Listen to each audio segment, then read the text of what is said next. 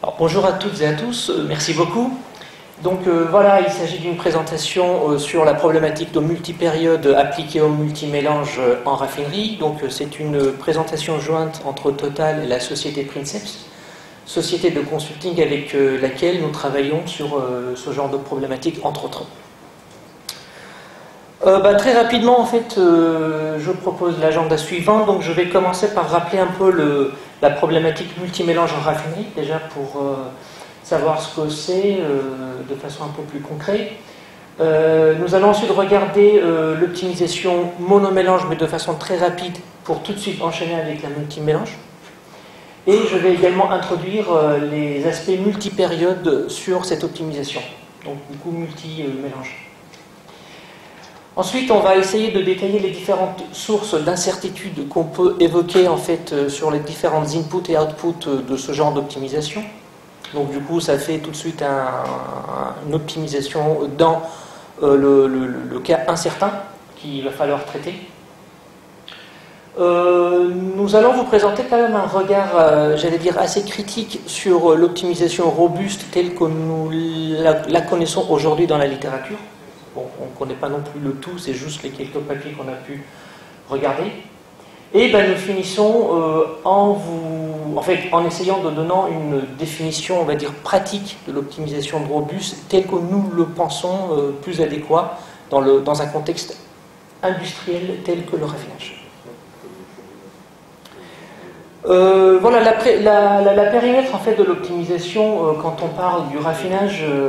Déjà, il faut savoir que le raffinage c'est un système de coproduction, de production jointe relativement complexe, voire très complexe. Donc, si on cherche à faire une optimisation globale sur toute la périmètre, ça risque d'être peu réaliste. C'est pour ça qu'en général, on peut proposer la décomposition suivante en fait. La première partie. En fait, cette partie-là, ça concerne en fait l'arrivée des bateaux, en fait, des cargos, le déchargement des brutes en fait dans les bacs de stockage brut, de façon séparée, et ensuite, dans la plupart des raffineries, il y a un niveau de mélange en fait des brutes avant d'être envoyé aux distillations. Alors, au moins, il y a, on va dire, le mélange en nature haut soufre et bas soufre des brutes, parce qu'on ne les mélange pas en fait. Pour la plupart du temps dans la distillation. La deuxième partie, en fait, déjà, rien que cette première partie, ça mérite en fait un modèle d'optimisation pour la partie ordonnancement brut. La deuxième partie, ça commence avec du coup l'arrivée des batchs d'eau brute, au soufre ou bas soufre, mélangés, dans les unités de distillation et en traversant tous les différents types d'unités que nous avons dans une raffinerie, pour faire des produits intermédiaires. Et donc, du coup, ça s'arrête à ce niveau-là. Et la troisième étape, on peut la considérer à partir de là où on a des bacs de composants intermédiaires, qu'il va falloir les envoyer dans les blenders, donc dans les mélangeuses, et donc, du coup, faire des produits finis sur lesquels on a des contraintes, en fait, en général avec le marketing sur des quantités, et aussi et notamment sur des spécifications. Donc si on fait un produit qui ne respecte pas la spécification, on ne va tout simplement pas pouvoir le vendre, ou du moins pas au prix souhaité. Voilà, donc on peut très bien imaginer un programme d'optimisation sur l'ensemble, mais ça va être très très grossier. On peut imaginer un programme linéaire tel qu'on l'a aujourd'hui, qui commence à partir de là et qui va jusqu'à là, mais donc qui va donner juste en fait une vision moyennée du mois, ce qu'il faut faire en moyenne sur le mois à venir. Et si je dois savoir aujourd'hui ce que je dois faire, ou demain comment je dois blender pour faire mon essence, ça veut dire cette partie-là, voilà, le LP classique donne vraiment des orientations et des notions assez moyennées que je ne pourrais pas appliquer au quotidien. Alors sur la partie mélange, donc du coup on va regarder la troisième partie, donc c'est à cette partie-là qu'on va s'intéresser. Et ça, cette partie-là, on peut la décomposer en fait à trois niveaux. Là, on peut imaginer que ce sont des unités, donc des unités de différents types d'unités, à partir desquelles on coule dans des bacs, déjà dans des premiers bacs de composants. Bon, les quantités et les qualités de ce qu'on coule des unités sont très importantes. Donc ça vient des unités, ça veut dire des modèles de simulation, des modèles de simulation ça veut dire des incertitudes, etc. Donc on va les évoquer tout à l'heure. Et quand on les coule dans les bacs, bon bah si le bac est vide, voilà, donc ça va être rempli intégralement avec ça, mais il y a déjà des choses dans ce bac-là avec des qualités différentes, donc on va avoir des problèmes de mélange, rien qu'à ce niveau-là quand on fait, qu'on les coule dans les premiers bacs. Ensuite, de là, on en sort des quantités et des qualités, probablement modifiées, qu'on va les envoyer dans les mélangeuses. Donc c'est les blenders, sur lesquels on a évidemment des contraintes hydrauliques, des contraintes de débit, entre autres. Et une fois que la mélange ou les mélanges sont faits, voilà, on va les envoyer au bac des produits finis. Donc c'est là où il faudrait respecter évidemment les quantités et les qualités, sur lesquelles il y a différents types de spécifications, min-max sur des densités, sur le soufre, sur l'indice d'octane, le flashpoint, en fait, il y en a toute une liste. Voilà. Si on veut regarder le problème, mais de façon très très rapide en monomélange, c'est-à-dire que voilà, sur toute cette partie-là, supposons que voilà, ça c'est un mélange en fait d'une essence d'un grade particulier, grade de 95, et moi je souhaite uniquement optimiser là-dessus, et je ne vais pas donc du coup regarder ce qui se passe ailleurs. Donc c'est ce qu'on appelle là en fait single blend optimization, donc c'est un monomélange. Voilà, ça permet de donner une solution rapide, optimale, en fait une recette optimale de ce que moi je dois faire pour faire cette grade d'essence. Donc là c'est un petit peu la définition de cette optimisation. Son avantage c'est que, en fait pour l'opérateur, parce que derrière ça il y a un opérateur en fait qui fait tourner le modèle. Donc l'opérateur en fait lui, compte tenu de la disponibilité des composants et des propriétés des composants, il peut rapidement avoir une idée de c'est quoi la recette optimale pour faire cette grade d'essence. Donc là c'est l'avantage parce que c'est rapide et voilà. Après, tout de suite, on rencontre au moins 3 niveaux ou 3 limites, 3 niveaux différents. C'est que déjà, en fait, sur cette grade-là, quelle doit être en fait la fonction économique? En fait, quand on optimise, il faut une fonction économique. Donc, c'est quoi? Ça va être fonction économique, minimisation de surqualité. Si on ne regarde pas les autres, donc uniquement à ce niveau-là, c'est un peu limite de parler d'une fonction économique, très très locale. Et que si on fait la recette optimale sur un grade donné, suivant les grades qu'on va faire les jours à venir, l'opérateur doit revoir la recette optimale qu'il ait fait sur le premier grade. Donc c'est très limité parce qu'il va falloir le changer manuellement et tout est basé sur une expérience, sur un savoir-faire et je ne veux pas dire qu'il n'y a pas de l'optimisation sur un savoir-faire, mais on cherche à le rendre encore plus optimum par rapport à ce qu'on fait. Et un troisième point critique, c'est qu'en général, il y a, voilà, on va dire un nombre n de variables, là, nombre de composants et de qualités qui entrent.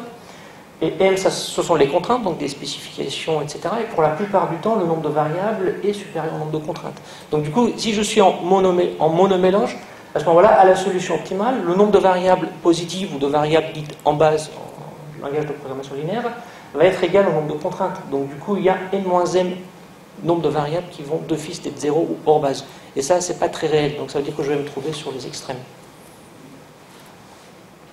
Donc tout ça pour dire que voilà, très rapidement, on passe sur la notion donc, de multimélange, qui est une extension de mélange au simple. Au moins, voilà, on peut citer en fait trois avantages, on va dire, à la façon multimélange. C'est que ça génère en fait, déjà ça optimise et ça réalloue de manière optimale les recettes disponibles et les ressources hydrauliques sur des blends qu'on fait aujourd'hui et les jours à venir. Et ça permet aussi, comme je vais vous le montrer, de réconcilier des notions de short terme et de moyen terme ou de long terme. Et ça permet également à l'opérateur de faire des arbitrages sur si je dois tout de suite en fait importer. En fait, il vaut mieux importer une charge intermédiaire ou vaut mieux que j'utilise une charge que j'ai en interne et aussi voilà, ce genre d'arbitrage économique entre les charges import et export qu'on ne peut pas l'avoir avec une vision monomélange. Voilà, donc le schéma suivant c'est à peu près le schéma classique qu'on peut suivre dans la plupart des raffineries. Vous avez l'opérateur ou les opérateurs qui s'occupent de l'ordonnancement du brut, vous avez l'ordonnancement des unités, donc ça c'est la partie dans la raffinerie. Et en général, on a 3 niveaux de produits. Les légers, donc ce sont les gaz et les essences. Donc là, il y a un management à part. Vous avez de l'ordonnancement en fait du diesel ou de distillat moyen, ce qui est le jet, le gasoil, le fuel domestique, et également pour la partie fuel lourd. Bon, le management de ces trois niveaux-là, en général, sont indépendants. Mais si on est vraiment dans le contexte d'une raffinerie petite ou relativement simple, le même ou les mêmes personnes peuvent s'occuper des trois-là. Alors, voilà, regardez ce que ça donne en multi-mélange. L'opérateur qui est en train de préparer le mélange d'aujourd'hui et de demain, voire 2 à 3 semaines en général, c'est un petit peu le framework de temps qu'on peut s'imaginer dans ce genre de problème. Il peut avoir tout de suite une question volante de l'opérateur qui dit alors comment je dois faire la recette de mon essence 95 qui doit commencer à 15 heures. Et 2 minutes après, il y a l'équipe de pilotage qui l'appelle et qui lui disent oui, en fait, est-ce que la raffinerie est capable de me sortir 30 KT d'essence de grade, par exemple, 98 ou 95 dans 15 jours. Et là, il doit être capable de pouvoir répondre à la fois à une question de très court terme et une question de moyen terme. Voilà, donc dans ce genre de modèle, on peut, de façon sommaire, voir les inputs. En fait, la partie d'input, en général, c'est ça. Ce sont les différents types de composants, les isoméras, réformats, des essences craquées ou autres. Donc, ce sont les variables du modèle. Les produits finis, donc suivant les raffineries, on peut avoir un nombre plus important ou moins important de nombre de grades d'essence. On peut en énumérer une dizaine, voire quinzaine dans des raffineries plus ou moins liquides, comme la raffinerie d'Anvers, de grades différents d'essence, donc suivant la destination. Les différentes propriétés qu'on peut avoir sur les composants, donc l'indice d'octane, le MON, soufre, densité et autres. Et donc voilà, différents types d'inputs qu'un raffineur ou un opérateur doit en fait alimenter son modèle avec pour pouvoir faire une quelconque optimisation. Les variables de décision sont en général voilà, les quantités des blends, les qualités qui doivent être spec, et également l'allocation des pompes. Et c'est là où on va voir qu'on a des variables binaires. Et tout ça, c'est évidemment pour satisfaire différents types de contraintes. En résumé, contraintes quantité et qualité, et également des contraintes de pompe. En fait, un pompe peut aller vers un bac, et un bac peut être alimenté d'un pompe, et donc du coup pas les deux. Donc c'est là où on a des contraintes, on va dire des variables binaires. Et on peut aussi en énumérer d'autres contraintes logistiques. C'est là où on va ajouter des contraintes binaires davantage ou discrètes. Et finalement, avec une fonction économique qui va être la maximisation en fait d'une marge donnée, donc avec les produits qu'on fait et la valorisation de ce bilan matière-là avec des prix qu'on lui donne, ou on peut imaginer aussi de minimiser la surqualité. Donc s'il faut faire une essence avec 98 indices d'octane, si cette essence je la fais avec 99, c'est une surqualité par rapport à la spec. Donc je ne serai pas compensé pour cette surqualité. Donc je perds de l'argent. L'idée c'est de minimiser la surqualité. On peut également imaginer d'autres types en fait, de fonctions économiques. Mais en général, c'est ces deux-là qu'on peut les regarder dans un premier temps. Très rapidement, on peut en fait identifier 3 types de contraintes en fait, dans ce genre de modèle. Les contraintes linéaires, c'est tout ce qui est les bilans matières en fait, autour des bacs, des composants intermédiaires ou des produits finis. Ce qui entre égale ce qui sort, c'est une définition de bilan matière. Et sur des contraintes de stockage. Mais on a également des contraintes non linéaires, parce que toutes les qualités ne se mélangent pas linéairement, des qualités du type la viscosité, le flashpoint, le point de trouble, l'indice d'octane, etc., se mélangent en fait de manière non linéaire. Et quand on fait des équations de bilan qualité, donc c'est des qualités, donc une qualité, il faut le savoir, va dépendre de la quantité. Si moi je fais une essence craquée, cette essence craquée, c'est plus ou moins comment j'ai optimisé sur son point de coupe. Si elle est plus longue ou moins longue, donc la quantité va déterminer aussi la qualité. Donc j'ai tout de suite des termes bilinéaires. Et si la qualité se mélange en volume, donc j'ai aussi la variable de densité, donc trilinéaire. Donc c'est à ce niveau-là que je me retrouve avec des équations non linéaires dans mon modèle. Et également des variables entières justement pour la partie en fait l'allocation logistique des pompes. Donc pour faire simple, on a un problème min-NLP. Donc là j'ai mis un exemple simple avec 100 de variables discrètes, continues et contraintes. Mais dans la vraie vie, on est Ami, tu peux me corriger, à 15 fois ou 150 fois plus large de ce que je mets là. Voilà, à peu près 15 000 variables continues, 2000 variables discrètes. Et donc il y a plusieurs façons de résoudre ce genre de problème, plus ou moins connues ou méconnues pour un industriel, mais qu'on sait apporter de réponses pour leur résolution. Voilà pour la partie multi-période, donc je laisse la suite à Amit. Bonjour, donc je prends la suite, HAD, Société Princeps. Donc on travaille ensemble avec l'équipe de Total. Sur le micro. Ah oui, effectivement. HAD, Société Princeps. Donc on travaille ensemble avec les équipes de Total Raffinage sur ces problèmes-là. On peut dire sur ce que Ali a décrit, nous avons des solutions qui marchent relativement bien. Je vais essayer de poser le problème de la robustesse des solutions, parce que c'est là où ça pêche. Et avant ça, je voulais dire quelques mots un petit peu sur la notion de multipériode. Parce qu'en fait, dès lors qu'on fait du multimélange, on fait bien entendu du multipériode, parce qu'il s'agit vraiment d'un problème d'allocation de ressources dans le temps, des composants disponibles dans une période, au mélange qu'on veut faire dans la même période. Et par contre, c'est pas aussi simple. C'est-à-dire, d'une façon classique, dans un modèle multipériode, tout se passe, on regarde à l'intérieur d'une période, tout se passe à l'intérieur et on dit, on peut écrire tout ce qui concerne une période, et puis d'une période à l'autre, il y a des notions de stock qui passent de l'une à l'autre et puis c'est terminé. En fait, c'est pas aussi simple. Pourquoi ? Parce que les opérations des unités ne sont pas du tout synchronisées avec les mélanges. On a des mélanges qui sont placés dans le temps en fonction des dates d'enlèvement, mais les opérations des unités en amont sont dictées par d'autres contraintes qui peuvent venir de l'amont. Et ce qui se passe, c'est qu'on va faire des campagnes de traitement sur les unités où on va changer à la fois les charges et les paramètres opératoires, mais d'une façon qui n'est pas du tout synchronisée avec les mélanges. C'est-à-dire, c'est ce que j'ai appelé ici, j'ai dit que les unités fonctionnent selon leur propre calendrier. Alors, évidemment, les unités produisent des composants, et donc les composants, la qualité et les quantités des composants vont avoir les mêmes calendriers que les opérations des unités. Mais c'est, encore une fois, pas du tout le calendrier des mélanges. Donc je vais me retrouver avec une dynamique, ou enfin avec deux dynamiques qui sont un peu asynchrones.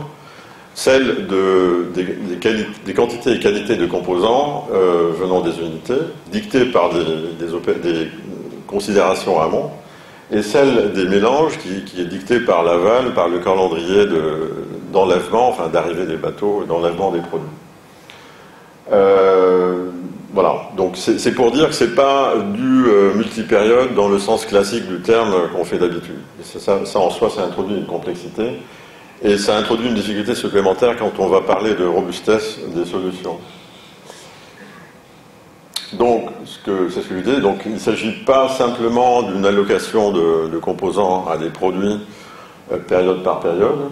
Il s'agit vraiment de tirer le meilleur profit, le meilleur parti de deux dynamiques un petit peu distinctes et essayer justement d'ailleurs de profiter de ce décalage éventuellement dans le temps pour préparer dans les bacs de composants les bons composants. Parce que dans les bacs de composants, j'ai déjà des degrés de liberté, parce que je vais mélanger ce qui coule dedans, je vais enterrer une partie, garder une autre partie, faire arriver d'autres coulages des unités. Donc je peux, là en soi, il y a des libertés d'optimisation en dehors de l'allocation des composants en mélange plus tard, quoi. Et tout ça, alors, donc la problématique de tous les jours, de la vie de tous les jours, c'est les incertitudes. C'est-à-dire, on a beau faire une belle solution sur une période un petit peu longue, on nous dit, mais bon, est-ce que c'est vraiment valable? Et pour que ça soit valable, il faut que ma solution soit robuste. Alors, je vais définir dans quel sens je voudrais que la solution soit robuste. À partir de la suite, là, je vais poser une problématique. Donc, je ne vais pas parler de solution. On n'a pas aujourd'hui une solution suffisante à cette problématique que je vais poser. Donc, on nous a dit qu'il y a des universitaires et qu'on pourrait dialoguer avec eux à partir de cette problématique, justement. Alors, les sources d'incertitude dans ce problème de mélange, c'est d'une part, évidemment,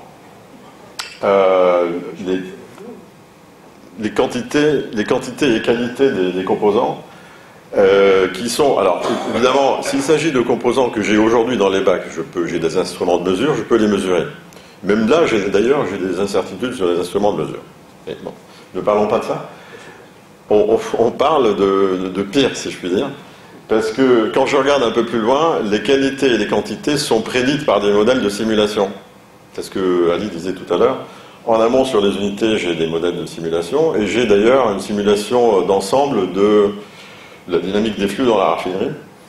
Et tout ça, ça introduit du bruit. Ça introduit des erreurs ici et là qui vont, bien entendu, s'aggraver avec le temps, ou pourraient s'aggraver avec le temps potentiellement. Donc ça, c'est une première source d'incertitude qui va croissante avec le temps. Ensuite, j'utilise des lois de mélange. Donc tout à l'heure, on a parlé de lois de mélange linéaires et non linéaires.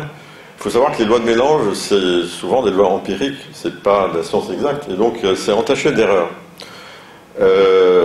Bon, si je vais dire une phrase, évidemment, les gens de Total vont me dire que je me trompe, mais je vais quand même la dire. Aujourd'hui, on ne sait pas vraiment prédire l'octane, le nombre d'octanes d'un mélange d'une façon parfaitement précise. Donc évidemment, il y a des gens, des centres de recherche de Total qui travaillent dessus et qui peuvent avoir des résultats très satisfaisants, mais en tout cas, c'est jamais parfait. Donc les lois de mélange sont entachées d'erreurs en elles-mêmes. Ça dépend beaucoup des bases pour nous. Certainement. Pour certaines bases, on sait bien faire. Pour d'autres, c'est moins bien. Mais pour certaines, c'est bien. Oui, mais on veut utiliser toutes les bases. Non, pas forcément. C'est justement, c'est l'idée de voilà, continuons. D'accord. Alors même des quantités de produits, on peut avoir des incertitudes là-dessus. Alors là, c'est surtout vrai d'ailleurs, on a parlé, si vous voulez, voilà, le problème d'optimisation, on peut le poser pour la raffinerie en tant qu'entité fermée, puis on peut imaginer qu'elle est ouverte sur un marché, c'est-à-dire on peut importer des composants, exporter des composants et des produits. Et là, il faut saisir les opportunités. Et donc on peut avoir aussi des incertitudes sur les quantités qu'on peut importer ou exporter. Et puis pour finir, il y a tout ce qui est, on peut dire, événements imprévisibles par nature, par essence, qui peuvent arriver de manière inattendue et perturber tout ça. Voilà. Voilà, une unité qui s'arrête. Ouais.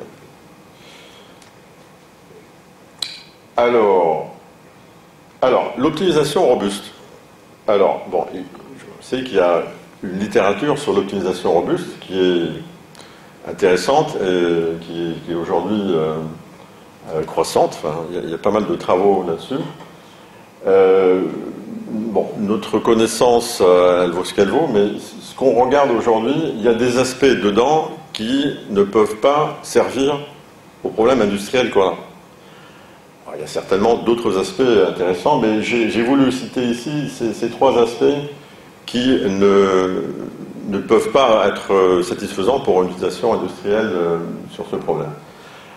Le premier aspect, c'est le fait que l'optimisation robuste, dans le sens utilisé dans la littérature, elle utilise comme critère d'optimisation un max-min, c'est-à-dire on va maximiser un gain dans le pire des cas ou minimiser un coût dans le pire des cas, sur un ensemble de scénarios possibles. Or, ceci nous semble un peu trop rigide. Alors, je sais qu'il y a des résultats théoriques qui disent tout compte fait, c'est pas si mal, mais bon, on voudrait faire mieux que juste la meilleure solution dans le pire des cas. Voilà. On veut plutôt le meilleur compromis possible compte tenu de tout ce qu'on sait et de tout ce qu'on ne sait pas. Donc ça ressemblerait plus à une fonction économique du type qu'on trouve dans la programmation stochastique, avec une espérance de coût ou de gain. Il y a une deuxième notion qui est aussi dans la littérature actuelle, celle de... Alors je ne sais pas comment on traduit, chance constraints, c'est-à-dire... Voilà, c'est comme ça, voilà. Bon, l'idée c'est quoi? C'est de dire, on peut définir des contraintes en termes de probabilité de satisfaction. C'est-à-dire, je veux que cette contrainte soit satisfaite dans 98% des cas. Alors, donc ça pardon? Je ne sais pas s'il y a un mot, enfin, il y a certainement un mot, mais je ne connais pas.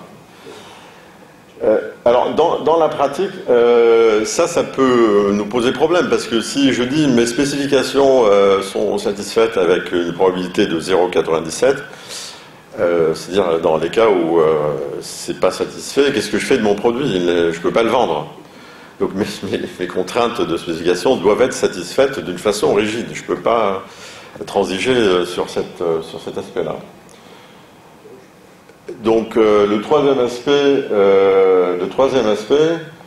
effectivement, c'est donc la notion de variable ajustable. Alors en programmation stochastique à plusieurs étages, on se dit en fait, quand le temps passe, il y a certains paramètres aléatoires qui deviennent connus.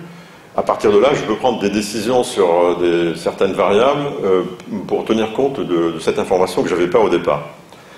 Et en programmation robuste, il y a quelque chose d'équivalent sous le nom de variable ajustable, sauf que on lui dit, pour que ça soit vraiment pratique, il faut faire une hypothèse.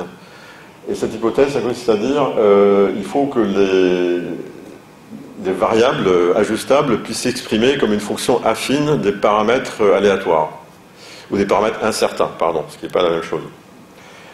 Alors, c'est intéressant, on peut imaginer que ça peut être utile dans beaucoup de cas, mais quand même, il faut se rappeler qu'on a des contraintes non linéaires, notamment des lois de mélange non linéaires, parfois avec des interactions entre composants.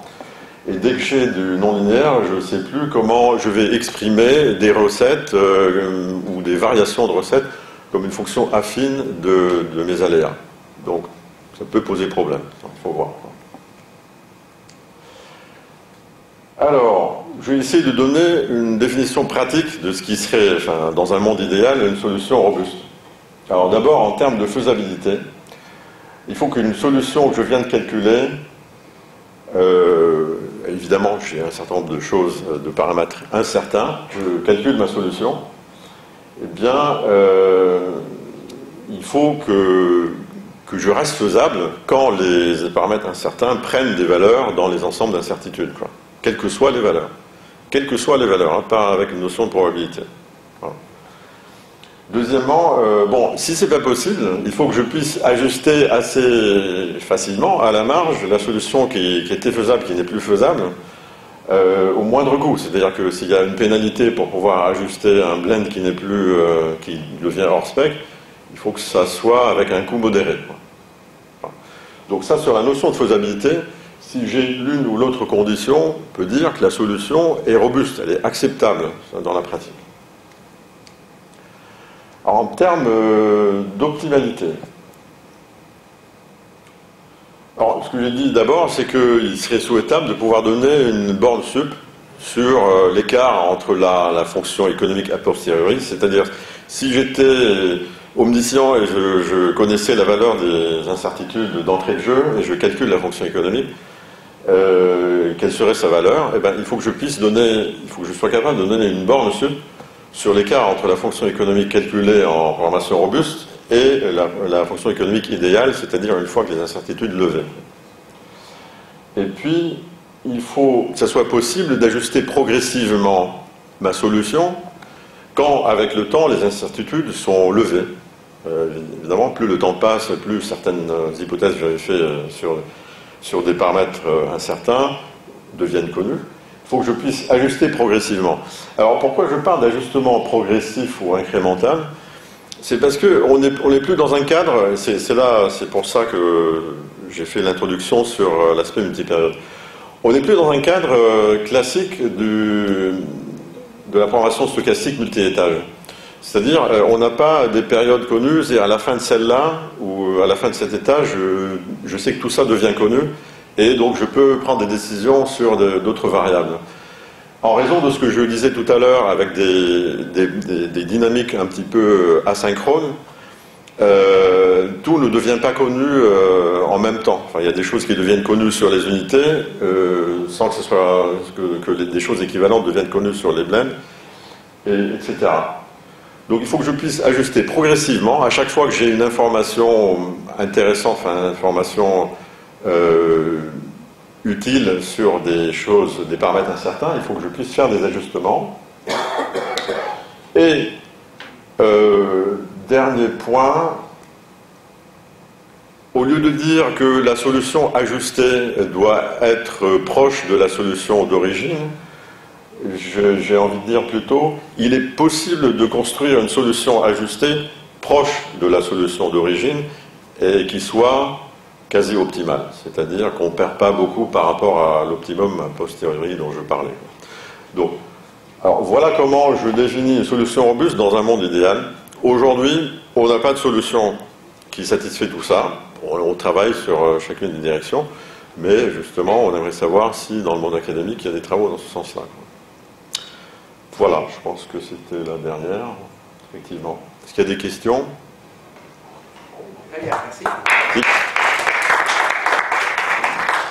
Voilà, donc il y a des questions, il y a peut-être des commentaires, il y a peut-être des réponses, même, puisque la question a été posée en fin d'exposé.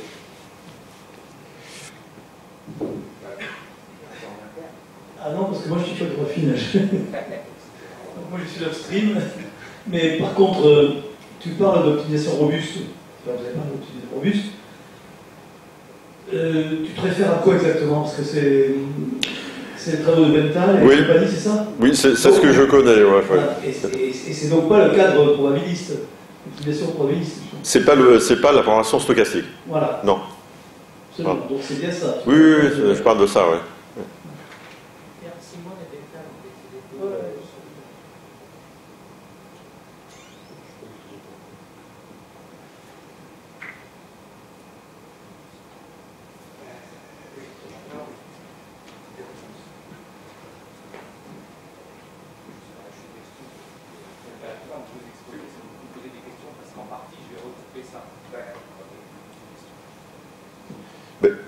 Si je peux me permettre, parce qu'on ne va plus être là forcément, moi et Ali, si vous avez des choses intéressantes à nous... J'avais juste une question. Est-ce qu'il y a des problèmes modèles? Oui, pardon. Donc là c'était assez, c'était tout en français. Donc est-ce qu'il y a des problèmes modèles mathématiques que vous pourriez donner pour qu'on puisse regarder Et puis juste un corollaire, c'est quoi votre environnement informatique pour, si on a des solutions? Vous travaillez sur du Excel? D'accord. Alors, on a aujourd'hui... peut-être quelque chose à dire? Non, ouais. Alors, on a aujourd'hui un logiciel, donc on a développé nous en coopération avec des gens de Total, qui est écrit avec le modeleur Ames, je ne sais pas si vous connaissez, donc c'est un langage de modélisation, et qui utilise le solver Gurobi, de programmation linéaire. Avec, évidemment, il y a des non-linéarités, donc on a construit nous-mêmes une couche de Successive Linear Programming qui va gérer les non-linéarités au-dessus de ça, quoi. Et donc tout ça, c'est avec, je sais pas, l'environnement informatique, c'est du Windows, C# pour l'interface graphique. Pardon? Alors les problèmes modèles, il faut demander à Total. Moi, je ne peux rien donner. Je vais essayer de répondre un petit peu sur différents points et par rapport à... je réponds à la question finale, hein, parce qu'effectivement c'est un débat et je pense qu'il y a à travailler et aucune des méthodes aujourd'hui employées n'est satisfaisante en termes économiques ou pour un opérateur ou tient compte de tout. Donc il y a peut-être quelque chose de mieux à faire et on y arrive. C'est de répondre à la question de Vigian. Oui, il existe, le problème est posé.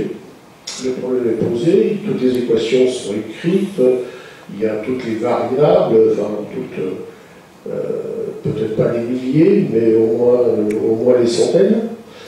Il y a un certain nombre de contraintes, tout est écrit en termes de contraintes. Par contre, si tu veux, je pense que l'explication qui est donnée là est beaucoup plus claire, c'est-à-dire que les contraintes, par exemple, les contraintes de pompe, c'est pas évident à écrire mathématiquement, mais elle y est. Donc il faut la retrouver au milieu. Alors il y a un gros travail qui a été fait, en particulier par Ignacio Grossman, qui a écrit effectivement toutes les équations nécessaires pour le multipériode, multiblending, etc. Tu retrouveras toutes les composantes. Alors, il n'y a pas toutes les contraintes opérationnelles.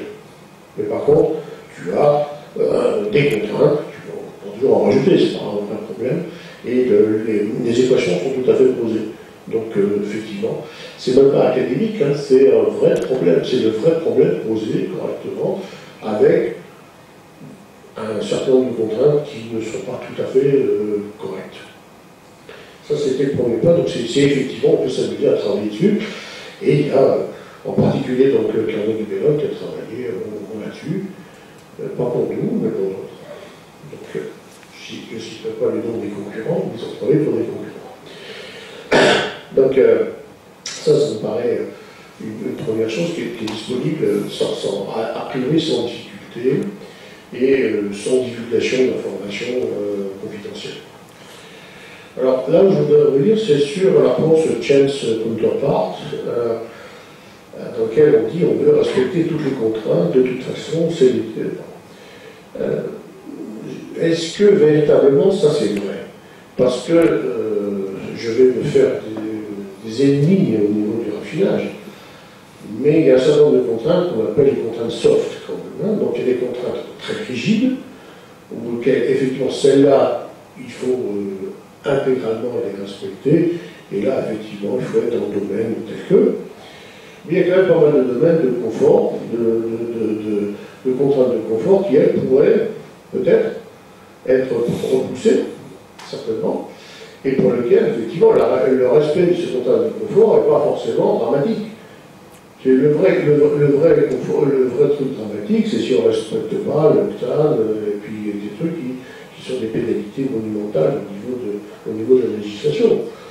Si, parfois, on passe dans un tuyau de 3 pouces ou de 6 pouces, bon, on va pousser un peu plus, on va peut-être dépenser un petit peu d'argent à cause des frottements, mais ça ne va pas en crever. Ça ne va pas être un truc extraordinaire.